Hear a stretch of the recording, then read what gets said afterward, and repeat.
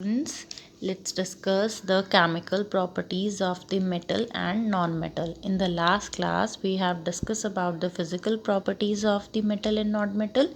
In this class, we are going to discuss the chemical properties of the metal and non-metal. Let us first discuss the reaction with the oxygen.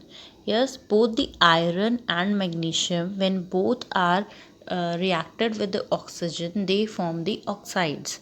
Yes, now let's check with the activity the nature of the rust. Just collect a spoonful of the rust and dissolve it in very little amount of water. You have to collect the rust, then dissolve it in little amount of water. You will find that the rust will remain suspended in the water. The rust will be settled down. Then shake well the test tube. Yes, in the figure you can see here is a test tube. In this rust is taken, then little amount of water is added to that. Then they have to just shake it well the test tube, and then what was you have to do is to check the solution with the red litmus paper and blue litmus paper. When you check the solution with the red litmus paper, what will happen? The red litmus paper will turn out to be blue. What does it show? It shows that generally metallic oxides are basic in nature. Means generally the metallic oxides are basic in nature, they are not acidic in nature. Similarly, you have to do the activity of the magnesium ribbon. When magnesium ribbon is burned in the air, the ash is obtained, and when the ash is dissolved in the water, and then if we test the solution with the red and blue litmus paper, the red litmus paper will change to the blue. Okay, now let's discuss what happens when the copper is exposed to the moist air. When the copper vessel is exposed to the moist air for the long time, then there form a green coating. Yes, there is formation of a green coating. The green coating is basically the combination of the copper hydroxide and copper carbonate. As you can see in the reaction, that when the copper is get reacted with the moist air, the moist air is the H2 plus CO2 plus O2. Yes, the moist air is H2O. Sorry, this is H2O. Yes, this is H2O plus CO2 plus O2. It will form the copper hydroxide and copper carbonate. Now let's discuss what happened, that is reaction with the oxygen of the non-metals. Yes, we have already found that what happened when the metal oxides or metals react with the oxygen. Now let's discuss what happened when non-metal reacts with the oxygen. For that, we just have to do a performance activities that take a small amount of powdered sulfur in a defragmented spoon, as normal spoon you can say, in which the sulfur does not come out, that is a spoon, and heat it. You may take the metallic cup of a cup of any bottle and wrap the metallic cup with the wire around it. Yes, it is shown in the figure. This is the defragmented spoon, and this is the you can say a metallic cup is there, and metallic improved defragmented spoon, that is a metallic cup is joining to the metallic wire. Then put the sulfur into end, then burn that. What you have to do is, as soon as the sulfur start burning, introduce the spoon into the jar or glass tumbler.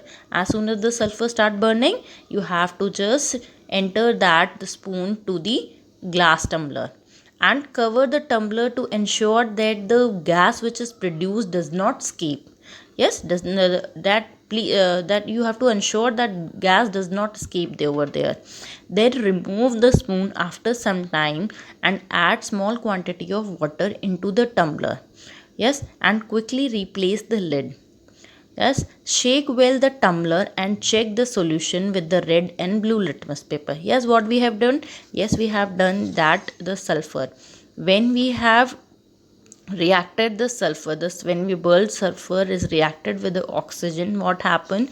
The there is a formation of sulfur dioxide. Yes, the sulfur gas formed. Here we have the gas produced does not escape. Which gas is produced here? Here sulfur dioxide gas is produced. So when the here in which we have as read it out that remove the spoon after some time and add small quantity of water into the tumbler. So what was there in the tumbler? In the tumbler there was sulfur dioxide. When sulfur dioxide is reacted with the water, it formed the sulfurous acid. Yes, sulfurous acid. Then we have checked the solution with the blue and red litmus. What happened? The sulfurous acid will turn the blue litmus paper to the red. This shows that the oxides of the non-metals are basically acidic in nature. Reaction with the water. Let us learn what happen when the metals react with water and when the non-metal react with the water. To do so, let's do perform an activity in which what we have to do, we have to take a small, very small piece of the sodium metal. A very small piece, I could say, is the size of a wheat grain, very small. So a sodium metal is very reactive. Sodium metal is very reactive. It reacts vigorously with the oxygen and water. A lot of heat is generated in this reaction, therefore it is stored in the kerosene. So sodium is a very reactive metal, that is why it is generally stored in the kerosene. Now let us perform an activity that you have to take a 250 ml of beaker.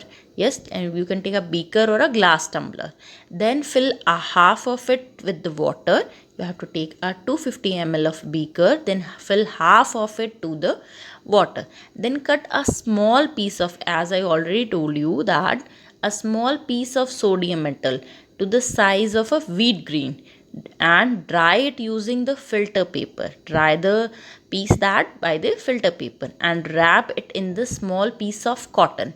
You have to wrap that piece in the small piece of cotton, then put the sodium piece wrapped in the cotton into the beaker.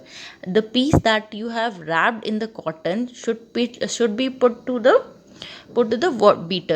beaker in which we have put the water. Yes, observe the beaker. What will happen? You can see the beaker will be heated out. Yes, it will be hot. When the reaction stop, touch the beaker. Test the solution with the red and blue litmus paper. Some other metallic oxide. As you know that sodium is very reactive. We have already studied above that the sodium metal is very reactive. But some of the metals are there which react very slowly with the oxygen. And one of them is iron. Yes, iron reacts slowly with the water.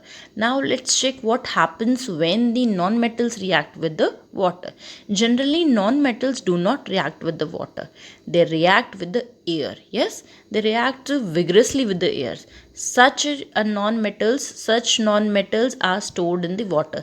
The non-metals that react vigorously with the air are basically stored in the water. One of the example is the phosphorus. Phosphorus is very reactive non-metal that is when exposed to the air, it catches the fire. Now let's discuss what happened when the reaction take place with the acids. Let us see how the metals and non-metals react or behave with the acids. For this activity, we just take the five pieces over there, and in the test tube just take the 5 test tubes and mark them as A, B, C, D, E, F. In a test tube just put the magnesium ribbon, in the B test tube put the aluminium foil, in C put the iron fillings, in the D put the copper plated wire, and in E the charcoal or your piece of coal, and in the F put the sulfur powder. Then what you have to do is you have to just mark them as ADE as A to F with the help of a dropper. With the help of a dropper, then add 5 ml of dilute hydrochloric acid to each tube. Yes, you have taken the 5 test tubes, Yes, we have taken the 5 to 6 test tubes. Then different metals and non-metals are there. Then add the 5 drops of the hydrochloric acid in the each test tube one by one. Observe the reaction. If there is no reaction take place in the cold, warm the test tube. Yes, warm the test tube carefully. Warm the test tube gently. Bring the burning matchsticks near to the mouth of the each test tube. Repeat the same activity using the dilute sulfuric acid instead of the dilute hydrochloric acid. Yes, we have put the 5 drops of the hydrochloric acid to the all the metals and non-metals in the test tube. Now repeat the same activity with the sulfuric acid instead of dilute hydrochloric acid and record the observation. Let's see what happens. You will find that the metals and non-metals both react differently with the acids. Yes, what could be the pop sound? In the some cases there will be a pop-up sound. Yes, and in some cases there will be no pop-up sound when you bring the burning matchstick is brought near to the mouth of the test tube. Yes, you must have found that the non-metals generally do not react with the acid, but metals react with the acid and produce hydrogen gas that burns with a pop-up sound. Yes, metals react with the acids and that they produce the hydrogen gas, and because of when the hydrogen gas burns, it releases a pop-up sound. Yes, you have noticed that the copper does not react with the dilute hydrochloric acid or even heating, but it react with the sulfuric acid. Yes, some of the metals react with the acids and they produce a pop-up sign because of the formation of the hydrogen gas. When it burns, it produces a pop-up sound. Now let us discuss what happened when the reaction with the base. Yes, prepare a freshly solution of the sodium hydroxide in a test tube by dissolving 3 to 4 pellets of in it 5 ml of water. Yes, you have to just you have to just collect the 3 to 4 dissolving 3 to 4 pellets of the sodium hydroxide and just dissolve the 5 ml of water to it. Drop a piece of aluminum foil into it and bring a burning matchstick near to the mouth of the test tube and observe it carefully.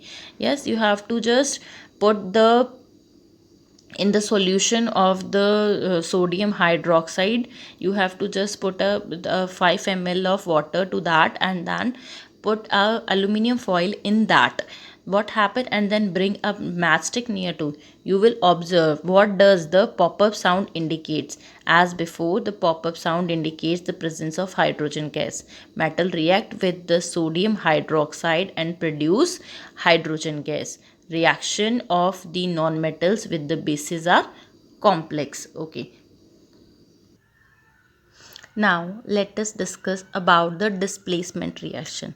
What is the displacement reaction is basically the displacement reaction is means when the more reactive metal replaces the less reactive material. Yes, more reactive when the more reactive metal replaces the less reactive metal, that is known as the displacement. For example, if you have taken for an activity, if for an activity you can see here we have the many number of beakers are there, and when there is a copper sulfate in the solution of the copper sulfate, we added the zinc granules. As zinc is more reactive than copper, then what will happen? As you can see in this reaction, the zinc will replace the copper. That is, when the copper sulfate plus zinc is added, then zinc will replace the copper and will form the zinc sulfate, and copper will be replaced by the zinc. And similarly, when the copper react with the iron, it will replace the iron. because zinc is more reactive than copper and copper is more reactive than the iron. That is why the more reactive metal replaces the less reactive metal. Now let us learn some of the uses of the metal and non-metal. The metals and non-metals are used very in a, in many things. Metals, everything, metals and non-metals are there. You should be able to guess why. Guess why materials are used in making the machinery, automobiles, aeroplanes, trains, satellite, industrial gadgets, cooking utensils, water boiler, etc. You are also familiar with the use of some non-metals. Here are some interesting one. We should ensure that we'll guess them.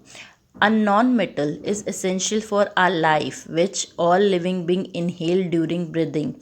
It is obviously the oxygen. Oxygen is a non-metal which is basically used in our daily life. Non-metal used to fertilizer to enhance the growth of the plants. As you know, the nitrogen is basically used for the growth of the plant. Non-metal used in the water purification. Non-metals are basically purple color solution, iodine basically, which is used apply on the wounds as a antiseptic. Non-metals basically used in the crackers, and many of there are uses of the metals as well. Non-metals. Thank you.